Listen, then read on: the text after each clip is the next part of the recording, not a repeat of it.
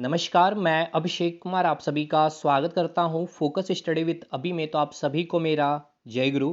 तो चलिए 17 मार्च के लिए आई होप सो आप सभी तैयार हैं। तो 15 सवाल आपको जो आज मैंने लिया है, ये 15 सवाल आपके किसी न किसी आयोग में, चाहे यूपीएससी की बात कर लो, चाहे आप यूपी पीसीएस की बात कर लें, आप चाहे आप बीपीएससी की बात कर लें, या फिर आप उत्तराखंड पीसीएस की बात कर लें, ये 15 सवाल आपको वहाँ पर मिले होंगे। अगर आपने लगाए तो आज तो आप 15 के 15 सही कर लेंगे, लेकिन फिर भी मैंने आपको टारगेट दिया है 12 क्वेश्चन सही करने के। और ये पूरा का पूरा 15 क्वेश्चन जो है आपके रिप्रोडक्शन से लिया गया है, और रिप्रोडक्शन में भी आपका मेल, तो ये काफ़ी आसान हो जाएगा आपके लिए। लेकिन स्टार्ट करते हैं। इससे पहले अगर आप लोग जो भी इस चैनल पर नए हैं, ज़रूर से चैनल को सब्सक्राइब करिएगा और एक लाइक ज़रूर आपका बनता है। और इस सेशन में आपको कोई भी कमियां हैं या फिर कोई भी चीज़ नेक्स्ट एक्स्ट्रा इन्फॉर्मेशन है, आप ज़रूर कमेंट सेक्शन में कमेंट करके बतलाइएगा। और टेलीग्राम ग्रुप का लिंक आपको दिया गया है कमेंट सेक्शन, उसे ज्वाइन कर लीजिए। आपको complete CNT free of cost 5 question आपके वहाँ से कवर हो जाएंगे। Jharkhand history 5 question, art and culture में 6-7 क्वेश्चन वहाँ से हो जाएंगे। वो सारे वीडियो के लिंक आपको टेलीग्राम में मिलेगी, इसलिए टेलीग्राम ज़रूर से ज्वाइन कर लीजिएगा।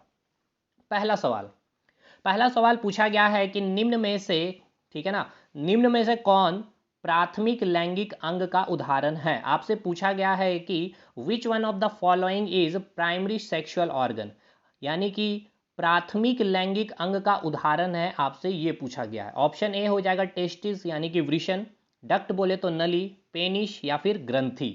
चलिए, इसका सही जवाब आपने दे लिया होगा या आंसर आपने टिक कर लिया होगा।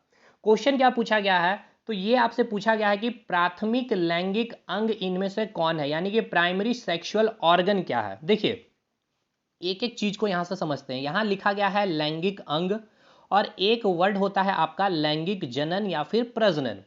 अब इसके बीच के डिफरेंस को समझिए। सबसे पहले तो आप इसके डिफरेंस को समझिए। यहाँ अंग है और यहाँ पर जनन है। जनन मतलब क्या होना, यानी कि प्रजनन यानी कि रिप्रोडक्शन, यानी इसका मतलब ये होता है कोई भी एक नए बच्चे का संसार में जन्म लेना, यानी कि सिंपल सी बात है, न्यू बॉर्न बेबी का जन्म होना, उसे कहेंगे जनन। अंग क्या है आपको पता है, आपके हाथ हो गए, नाक हो गए, कान, इसे हम क्या कहते हैं, अंग कहते हैं, यानी कि ऑर्गन कहते हैं। अब ये ऑर्गन कैसे बनते हैं, ये अंग कैसे बनते हैं, जब बहुत सारी सेल्स यानी कि कोशिकाएं मिलती है तो टिश्यू का फॉर्मेशन होता है, उत्तक का फॉर्मेशन होता है। और जब बहुत सारे उत्तक आपस में मिलते हैं तब जाकर के आपके ऑर्गन का फॉर्मेशन होते हैं। और जब बहुत सारे ऑर्गन आपस में मिलते हैं तब जाकर के आपके ऑर्गन सिस्टम का फॉर्मेशन होता है। क्लियर हो गया। अब ये अंग और जनन तो क्लियर हो गया। अब बात करते हैं लैंगिक, और यहां पर भी है लैंगिक। इसका मतलब क्या है, देखिए अभी हमने आपको बतलाया रिप्रोडक्शन के बारे में, यानी कि प्रजनन, यानी कि एक नए बच्चे का जो जन्म होता है। अब एक बात बतलाइए, जो नए बच्चे का जन्म होता है एक इंसान में भी होता है, एनिमल में भी होता है। अब ये इंसान और एनिमल दोनों एक ही चीज है। क्लियर। अब एक आपका प्लांट होता है, तो प्लांट भी क्या करता है, एक नए प्लांट को जन्म देता है, तो वहां भी प्रजनन हुआ, और इंसान में भी प्रजनन होता है। तो अभी प्लांट को साइड करिएगा। रिप्रोडक्शन भी दो तरीके से होते हैं, यानी कि जो प्रजनन दर होता है ये भी दो तरीके के होते हैं। एक होता है आपका लैंगिक और एक होता है आपका अलैंगिक। इसे कहेंगे सेक्सुअल रिप्रोडक्शन और इसे कहेंगे असेक्सुअल रिप्रोडक्शन। इसको अभी साइड करते हैं क्योंकि ये अभी हम लोग नहीं पढ़ रहे हैं। हम लोगों को पढ़ना है इस क्वेश्चन के अकॉर्डिंग प्राइमरी सेक्सुअल के बारे में। यानी अब हम बात करेंगे लैंगिक जनन के बारे या लैंगिक प्रजनन के बारे में। तो ये लैंगिक प्रजनन होता क्या है, ये लैंगिक प्रजनन सबसे पहले ये समझिए कि जो इंसान है, जो ह्यूमन बींग्स होता है, उसमें जो रिप्रोडक्शन होता है, मतलब मानव में जो प्रजनन होती है, यानी मानव जो बच्चे को जन्म देती है, वो जो जन्म देती है उसमें जो जनन होता है, उस जनन को हम क्या कहते हैं, लैंगिक जनन। अब जो मानव में जो लैंगिक जनन हुआ, अब इस लैंगिक जनन का मतलब को समझिएगा। लैंगिक जनन कहने का मतलब ये कि जब बच्चे का, एक नए बच्चे का जो जन्म होता है, उसके लिए एक मेल और एक फीमेल दोनों के रिप्रोडक्टिव ऑर्गन या फिर कहें तो रिप्रोडक्टिव सेल आपस में मिलते हैं, तब जाकर के एक न्यू बॉर्न बेबी का जन्म होता है। तो समझ में आ गया। लैंगिक का मतलब हमने ये समझा, लैंगिक जनन का मतलब हमने ये समझा कि कोई भी बच्चे का जन्म तब होगा जब मेल और फीमेल दोनों साइड से उनके रिप्रोडक्टिव ऑर्गन या रिप्रोडक्टिव सेल यानी कि प्रजनन अंग या प्रजनन कोशिका आपस में मिलते हैं, तब जाकर के रिप्रोडक्शन होता है। लेकिन अलैंगिक केस में ऐसा नहीं होता है। इसमें भी देखिए, उसमें ऐसा नहीं है, जैसे कि कुछ प्लांट ऐसे होते हैं, जैसे ये एक प्लांट का फिगर है इसी प्लांट में ही मेल भी है और फीमेल भी है, तो यहाँ पर जो रिप्रोडक्शन हुआ एक ही पौधे में हो गया, लेकिन कुछ पौधे में ऐसा हुआ कि यहाँ पर मेल होंगे इसके और यहाँ पर इस प्लांट में फीमेल होंगे, तो यहाँ से इसका पॉलन ग्रेन आएगा तब जाकर के रिप्रोडक्शन होगा। तो प्लांट में सेक्सुअल भी हो सकता है और असेक्सुअल भी हो सकता है, लेकिन ह्यूमन बींग्स में आपको पता है, इतना आपको भी पता है कि लैंगिक प्रजनन होता है। तो लैंगिक प्रजनन का पहला कंसेप्ट क्लियर होता है। अब आइए, यहां आपसे क्वेश्चन लैंगिक प्रजनन से नहीं पूछा गया है, क्वेश्चन ये पूछा गया है कि निम्न में से कौन प्राथमिक लैंगिक अंग है, यानी कि प्राइमरी सेक्सुअल ऑर्गन का उदाहरण है। तो रिप्रोडक्टिव सिस्टम जो मेल में होता है, यानी कि पुरुष में जो जनन तंत्र होते हैं वो दो अंग होते हैं इसके, ठीक है। एक होता है आपका प्राइमरी और एक होता है आपका सेकेंडरी सेक्सुअल ऑर्गन, यानी कि प्राथमिक लैंगिक जनन, और एक होता है आपका द्वितीयक लैंगिक जनन। तो प्राइमरी सेक्सुअल ऑर्गन कहने का मतलब ये है, ठीक है ना, मैंने क्या कहा कि सबसे पहले इंसान में कैसा प्रजनन होता है, लैंगिक प्रजनन होता है, ठीक है। इसके बाद मैंने ये बतलाया कि अब भाई इंसान कहने का मतलब क्या हो गया, ह्यूमन। अब इंसान भी तो दो है, एक मेल है और एक फीमेल है, आज हम लोग बात कर रहे हैं मेल की। तो मेल में जो रिप्रोडक्टिव सिस्टम जो होते हैं, यानी कि जो पुरुष में जो जनन तंत्र होते हैं, इनके दो अंग होते हैं, ठीक है। एक होता है प्राइमरी और एक होता है सेकेंडरी सेक्सुअल ऑर्गन, ठीक है।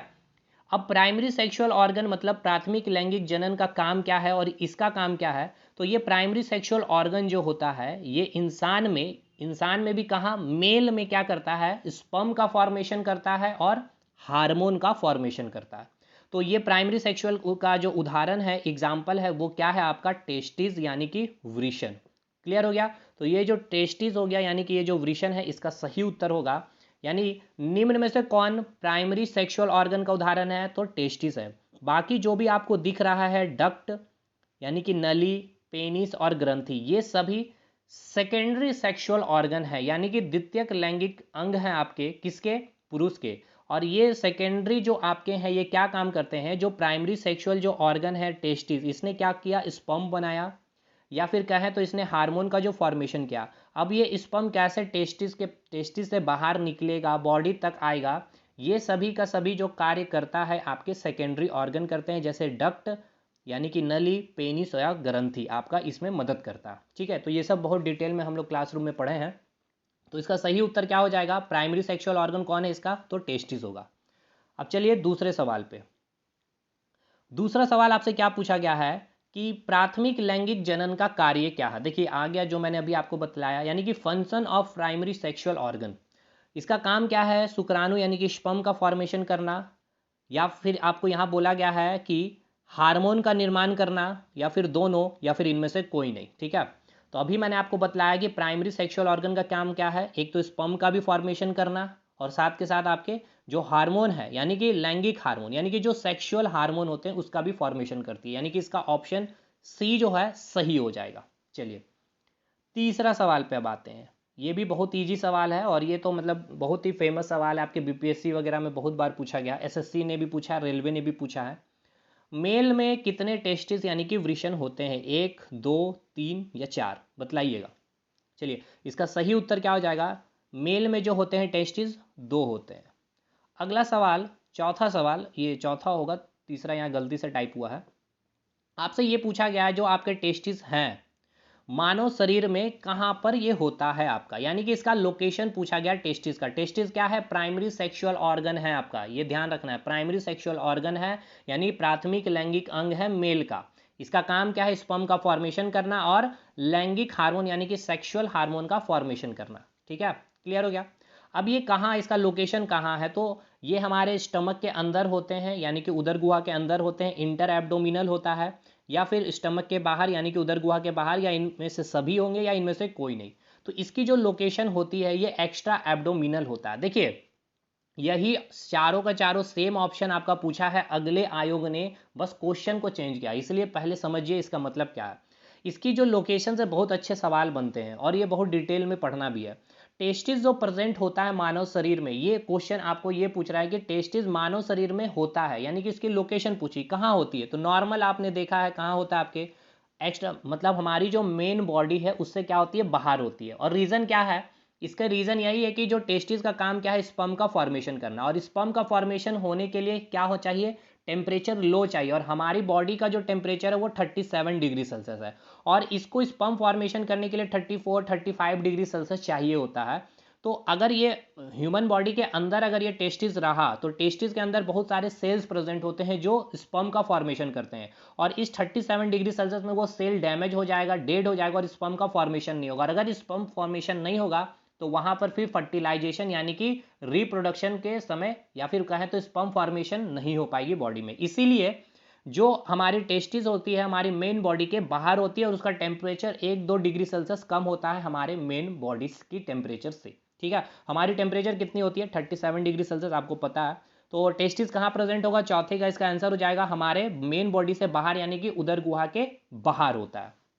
अब आइए चौथा सवाल में बिल्कुल आप लोग गलती करेंगे। पांचवें सवाल में यहाँ पूछा क्या गया था सवाल, देखिए ये बहुत अच्छा सवाल आपका पूछा है यूपीएससी ने। पूरे जीवन चक्र में जो वृषण होती है कहाँ प्रेजेंट होती है, यानी कि in whole life testis found, कहाँ पर प्रेजेंट होता है आपके टेस्टिस, उदर गुहा के अंदर यानी कि इंटर एब्डोमिनल में, या फिर एक्स्ट्रा एब्डोमिनल में, या इनमें से सभी, बोथ, या फिर इनमें से कोई नहीं। तो अभी आप कहेंगे कि सर आपने कहा कि टेस्टिस जो होता है हमारे मेन बॉडी के बाहर यानी कि उदर गुहा के बाहर होती हैं एक्स्ट्रा एब्डोमिनल में। तो देखिए वो उस क्वेश्चन का जवाब था। इस क्वेश्चन में थोड़ा सा डिफरेंस किया गया, पूछा गया कि पूरे जीवन चक्र में, यानी आप जो हैं आपका जो जन्म हुआ इससे पहले आप कहाँ थे, गर्भ में थे, माँ के गर्भ में थे। तो जो गर्भ में थे आपको क्या कहा गया, भ्रूण कहा गया, इम्ब्रॉय कहा गया। तो जब आप भ्रूण अवस्था में थे उस समय जो आपके टेस्टिस का फॉर्मेशन होता है वो जो भ्रूण होता है ना यानी कि इम्ब्रियो जो होता है उसके अंदर ही होता है, उस भ्रूण के बाहर नहीं होता। जैसे हमारी जो बॉडी है उस बॉडी के बाहर में क्या है, आपका टेस्टिस प्रेजेंट है। लेकिन जो भ्रूण अवस्था है, जैसे आप कोई भी प्रेग्नेंट महिला है या प्रेग्नेंट माता है, ठीक है, और तो उसमें क्या होगा, आपका भ्रूण प्रेजेंट होगा उसके बॉडी में, प्रेग्नेंट महिला के अंदर। तो 6 से 7 सप्ताह के बाद उस भ्रूण में क्या होता है, आपका टेस्टिस का फॉर्मेशन हो जाता है। ठीक है, और वो जो फॉर्मेशन हुआ उस भ्रूण के अंदर होता है, उस भ्रूण के बाहर नहीं होता। इसीलिए फिर 6 से 7 सप्ताह के बाद जब 6 से 7 महीना हो जाता है उस भ्रूण का उस प्रेग्नेंट लेडी के बॉडी के अंदर में ही, तब 6 से 7 महीने के बाद, 6 से 7 नहीं 7 से 8 महीना होता है, एग्जैक्ट बोले तो 7 से 8 महीना होता है। ठीक है, तो 7 से 8 महीने के बाद उस भ्रूण से बाहर वो टेस्टिस आ जाता है। तो देखिए ये पूरे लाइफ साइकिल में अगर बात किया जाए तो टेस्टिस कहाँ था, जब आप गर्भ में थे यानी कि माँ के गोद में या फिर कहें तो कोख में थे, तो उस समय आपकी जो टेस्टिस थी कहाँ थी, आपकी आपकी बॉडी के अंदर थी। लेकिन जैसे ही आप 7 से 8 महीना उस भ्रूण की हो जाती है तो उसके बाद वो टेस्टिस उसके बॉडी से भ्रूण से बाहर निकल जाती है। तो पूरे लाइफ साइकिल में बात किया जाए तो इंटर एब्डोमिनल में भी होता है और एक्स्ट्रा एब्डोमिनल में भी होता है, यानी कि उदर गुहा के अंदर भी होता है और बाहर भी, यानी कि इसका आंसर हो जाएगा बोथ। नेक्स्ट छठा सवाल, टेस्टिस जो है वृषण का निर्माण, यानी कि आपसे बहुत शानदार सवाल ये भी आपका यूपीपीसीएस का है। टेस्टिस जो है जिसको हिंदी में कहेंगे वृषण, टेस्टिस का जो निर्माण है, ठीक है ना, ये भ्रूण में कब होता है, एम्ब्रियो में कब होता है। तो अभी मैंने आपको बताया कि 7 से 8 सप्ताह, जैसे ही इसका 7 से 8 सप्ताह हो जाता है, कोई भी प्रेग्नेंट महिला है, ठीक है, अब महिला है प्रेग्नेंट तो भ्रूण होगा, इस भ्रूण का जैसे ही 7 से 8 सप्ताह होगा तो अब इस दौरान इसमें क्या होता है, आपकी टेस्टिस का फॉर्मेशन हो जाता है। लेकिन इस वक्त जो फॉर्मेशन होता है उस भ्रूण के अंदर होता है। अब जब इस भ्रूण का उम्र 7 से 8 हो जाता है महीना, तब जाकर के ये टेस्टिस उस भ्रूण से बाहर आ जाती है।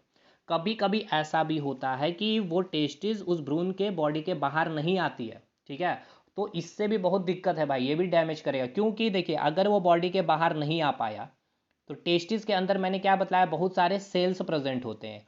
टेस्टिस का काम क्या है, स्पर्म का फॉर्मेशन करना, और ये स्पर्म का फॉर्मेशन कौन करता है, ये सेल करता है। लेकिन स्पर्म के वो फॉर्मेशन के लिए आपको टेम्परेचर लो चाहिए, और हमारे बॉडी का टेम्परेचर 37 डिग्री सेल्सियस है, और ये हमारे बॉडी के अंदर ही रह गया टेस्टिस, तो ये सेल को क्या कर देता है, 37 डिग्री सेल्सियस में ये सेल हमारा डैमेज हो जाता है और स्पर्म का फॉर्मेशन नहीं होता। तो इसीलिए इसके लिए एक सर्जरी भी होती है, ये सर्जरी का नाम भी आपसे पूछा गया है एग्जाम में, खैर आएंगे उस पर भी। तो इसका आंसर क्या हो जाएगा, 7 से 8 सप्ताह।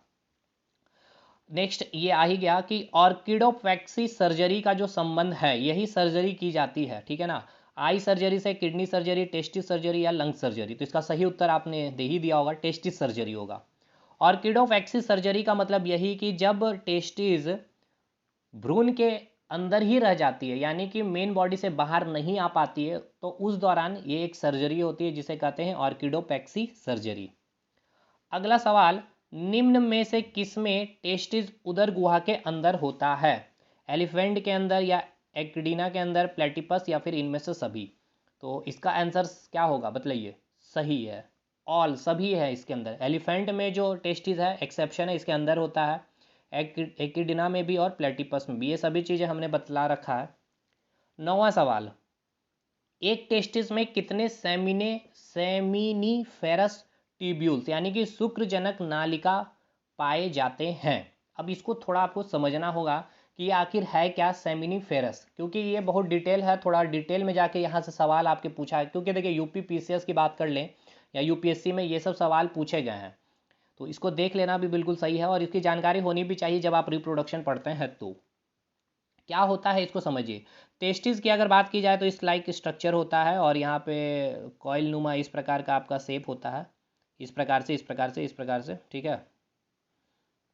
ठीक, ये हो गया आपका एक टेस्टिस का फिगर मैंने बताया, ठीक है, जिसकी वेट आपका 14 ग्राम के आसपास होती है। ये वेट से भी क्वेश्चन बन जाता है वनडे छोटे छोटे एग्जामिनेशन में। खैर, इसको साइड रखिएगा। यहाँ आपसे पूछा गया है क्या कि एक जो टेस्टिस है उसमें कितने फेरस ट्यूब्यूल्स नालिका पाए जाते हैं? तो देखिए ये जो हमने फिगर बनाया था इस प्रकार से, ठीक है ना, ये फिगर में एक रूम के लाइक इस प्रकार से छोटे छोटे कंपार्टमेंट होते हैं ना, इस प्रकार के स्ट्रक्चर बने होते हैं, और इस प्रकार के जो कंपार्टमेंट की जो संख्या होती है एक टेस्टिस में 250 ऐसे होते हैं, और हर रूम में कम से कम एक या तीन, ठीक है ना, कम से कम एक या तीन सेमिनोफेरस यानी कि शुक्रजनक नालिका होते हैं। मैंने क्या कहा, ये जो आपका टेस्टिस है, इस टेस्टिस में इस प्रकार रूम लाइक स्ट्रक्चर, या फिर बोले जैसे ट्रेन में कंपार्टमेंट होते हैं ना, इस प्रकार से संख्या होती है कितनी? 250, और हर कंपार्टमेंट में एक या फिर तीन आपका सेमिनोफेरस या फिर ट्यूब्यूल्स यानी कि शुक्रजनक नालिका पाए जाते हैं। तो सिंपल सी बात है, अगर एक कंपार्टमेंट में केवल एक ही पाया जाएगा, टोटल 250 ऐसे कंपार्टमेंट रूम है, तो कितने हो जाएंगे? 250 हो जाएंगे शुक्रजनक नालिका। या फिर अगर एक कंपार्टमेंट मैक्सिमम 3 होंगे, तो 250 में अगर 3 होंगे तो कितना हो जाएगा? 25 या 75, 750। तो कितने हो सकते हैं नालिका, शुक्रजनक नालिका एक टेस्टिस में? एक टेस्टिस की मैंने बात की है, यहाँ पर पूछा गया, तो 250 से 750, यानी कि 250 से लेके 750 तक हो सकती है एक टेस्टिस में, क्या? सेमिनिफेरस ट्यूब्यूल्स, ठीक है। अब इसका काम क्या होता है ये सब चीज़ें बाद में देखेंगे, वो सब डिटेल हो जाएगा। चलिए आगे चलते हैं अब हम लोग। अगला सवाल आपसे ये पूछा गया, इसकी संरचना यानी कि इसका शेप कैसा होता है? सेमिनिफेरस ट्यूब्यूल्स की जो संरचना होती है ये कैसी होती है? सर्कुलर होती है, स्फेरिकल होती है, कॉइल होती है, ट्राइंगुलर? तो आपने देखा भी होगा और इसका आंसर आपने दे दिया होगा, मैंने अभी बनाया भी था, तो इस प्रकार से मैंने बनाया था, ठीक है। तो ये कैसे संरचना? एक कॉइल लाइक स्ट्रक्चर है, यानी कुंडली नुमा इसकी स्ट्रक्चर होती है। 11वां सवाल, यानी कि इसका सही उत्तर हो जाएगा कॉइल लाइक स्ट्रक्चर होती है। 11वां सवाल क्या पूछा गया है? स्मॉलेस्ट यूनिट ऑफ टेस्टिस यानी कि वृषण की सबसे छोटी इकाई क्या होती है? अल्वियोलाई होगी, या नेफ्रॉन होगा, सेमिनोफेरस ट्यूब्यूल्स, या फिर सेल, या फिर कोशिका? आपको पता है लंग्स की सबसे छोटी यूनिट होती है अल्वियोलाई, किडनी की सबसे छोटी यूनिट होती है नेफ्रॉन, कोशिका तो आपको पता है सबसे स्मॉलेस्ट यूनिट होती है ऑर्गेनिज्म की। बाकी इसका जो टेस्टिस की जो छोटी इकाई होती है वो होती है शुक्रजनक नालिका। अगला सवाल, 12वां सवाल, कौन सी सेल, बहुत अच्छा सवाल, देखिए ये भी आपको बहुत इंपॉर्टेंट है, जो आपने शुक्रजनक नलिका जो पढ़ा ना, इसमें जो होते हैं ना दो तरह के सेल्स प्रेजेंट होते हैं, एक होता है स्पर्मेटोजोआ और एक होता है सर्टोली सेल, ठीक है। तो चलिए आते हैं यहाँ पे पूछा क्या गया, इनमें से कौन सी सेल जो होते हैं स्पर्म का निर्माण करती है? देखिए मैंने दो चीज़ आपको बतलानी है, एक तो मैंने बताया कि स्पर्म का फॉर्मेशन कौन करता है? टेस्टिस। लेकिन यहाँ पूछा गया कि कौन सा सेल, और मैंने कहा था कि टेस्टिस में बहुत सारे सेल्स प्रेजेंट होता है जो लो टेम्परेचर में ही सर्वाइव कर पाएगा, तब जाके क्या करेगा? आपका स्पर्म का फॉर्मेशन करेगा। तो वो सेल का नाम पूछा है। तो देखिए जो आपका जो सेमिनिफेरस ट्यूब्यूल्स होता है यानी जो शुक्रजनक नलिका जो होता है ना, इसमें दो तरह के सेल्स प्रेजेंट होते हैं, एक होता है शुक्रजनक कोशिका और एक होता है सर्टोली सेल या फिर नर्स सेल या फिर नर्सिंग सेल। तो याद रखिएगा जो आपको अभी मैंने नाम लिया था, ये जो शुक्रजनक कोशिका की, ठीक है ना, शुक्रजनक कोशिका की यानी कि स्पर्मोटोजोआ सेल जो होती है ना, ये क्या करती है? आपकी स्पर्म का निर्माण करती है। बाकी ये जैसे आपके हो गए सेरोटोली सेल हो गई, नर्स सेल हो गई, ये सभी क्या करते हैं, जो स्पर्म होता है, स्पर्म को जो न्यूट्रिशन चाहिए होता है, जो पोषण चाहिए होता है, या कहें तो जो खाना चाहिए होता है, या अपने आप को मेच्योर करने के लिए जो पोषण न्यूट्रिशन लेती है ये स्पर्म, यही सेल इसको देती है। ये भी आपके एग्जाम में पूछा गया है। इसके अलावा याद रखिएगा, सर्टोली सेल का ही एक अनदर नाम है नर्स सेल, और इसी का एक अनदर नाम और है नर्सिंग सेल। बहुत लोगों को नहीं पता होता और ये डायरेक्ट एग्जाम में पूछ लिया गया एग्जाम में, ठीक है। तो इस क्लियर हो गया कि जो आपकी सेमिनोफेरस ट्यूब्यूल्स है, जो कहाँ होता है, आपके टेस्टिस में प्रेजेंट होती है, कैसी स्ट्रक्चर होती है, कॉइल लाइक स्ट्रक्चर होती है। और वो जो होती है सेमिनोफेरस ट्यूब्यूल्स, यानी कि जो आपकी शुक्रजनक जो नलिका होती है, उसमें दो तरह के सेल्स होते हैं, एक स्पर्मेटोजोआ सेल और एक सेरोटोरी सेल। और यही सेरोटी सेल को हम क्या कहते हैं, नर्स सेल भी। ये क्या करते हैं, स्पर्म को क्या करती है, फॉर्मेशन करती है, और ये स्पर्म को क्या करती है, न्यूट्रिशन प्रोवाइड करती है। तो स्पर्म का फॉर्मेशन कौन सी सेल करेगी, स्पर्मेटोजोआ सेल। क्लियर। 13वां सवाल देखिए, अभी इसमें इतना हम ज़्यादा डिस्कस नहीं कर पाएंगे क्योंकि क्लास में ये सब डिटेल हम लोग पढ़ते हैं। देखिए पूछा है कि कौन सी जो है स्पर्म को जो पोषण मिलता है कहाँ से मिलता है, स्पर्मेटोजोआ सेल, स्पर्मेटोगोनिया सेल, या नर्सिंग सेल। अभी मैंने बताया था नर्सिंग सेल, ठीक है, जो उसका अनदर नेम है। तो देखिए इस तरह से फंस जाइएगा अगर नाम भी नहीं पता रहेगा। नेक्स्ट 14वां सवाल, निम्न में से कौन सा सेल कोशिका तापमान पर निर्भर करता है। कौन सा सेल, तो सिंपल सी बात है, जो स्पर्म बनाएगा, स्पर्म का फॉर्मेशन कौन करता है, स्पर्मेटोजोआ और स्पर्मेटोगोनिया सेल, दोनों एक दूसरे का ही नाम है, ठीक है ना, मतलब इसका नाम वही है। स्पर्मेटोजोआ सेल जो कहे ना, उसको हम अनदर नेम से जानते हैं स्पर्मेटोगोनिया सेल, याद रखिएगा, इसलिए बोथ हो जाएगा। और नर्सिंग सेल हो गया, या फिर सेरोटोरी सेल हो गया, या फिर नर्स सेल, ये क्या करती है, पोषण देता है या न्यूट्रिशन देता है स्पर्म को। अंतिम सवाल, निम्न में से कौन सा सेल यानी कि कोशिका टेस्टोस्टेरोन हार्मोन का निर्माण करती है। आपको सभी को पता होगा कि मेल में जो सेक्सुअल हार्मोन होता है वो होता है टेस्टोस्टेरोन हार्मोन। और पूछा गया कि कौन सा सेल यानी कि कोशिका टेस्टोस्टेरोन हार्मोन का निर्माण करती है। तो भाई बताइएगा, स्पर्मेटोजोआ सेल, स्पर्मेटोगोनिया सेल, या फिर लेडिक सेल, या फिर नर्सिंग सेल। तो अभी आपको बतला दिया इसके बारे, ये काम क्या करती है, स्पर्म का फॉर्मेशन करती है और ये स्पर्म को पोषण देगी। तो सिंपल सी बात है, लेडिक सेल जो हो जाएगा, जो आपके बॉडी में यानी कि मेल में जो टेस्टोस्टेरोन जो हार्मोन बनता है उसको बनाने वाला यही लीडिक सेल होता है, और ये कहाँ होता है, आपके टेस्टिस में ही प्रेजेंट होते हैं, ठीक है। तो ये 15 सवाल आपके थे। आई होप कि आपने 12-13 कम से कम सही भी किए होंगे। कमेंट करके बताइएगा आपके कितने सही हुए हैं, और अगर आपको लगता है कि इस रिप्रोडक्शन के ऊपर एक अच्छा मास्टर वीडियो पूरा डिटेल में जिस तरह से होना चाहिए था, ताकि ये 15 सवाल आप उड़ा देते हैं, तो उसके ऊपर ज़रूर कमेंट करिएगा, मैं एक ले आऊँगा मास्टर वीडियो भी। मिलते हैं अगले वीडियो में, तब तक के लिए धन्यवाद।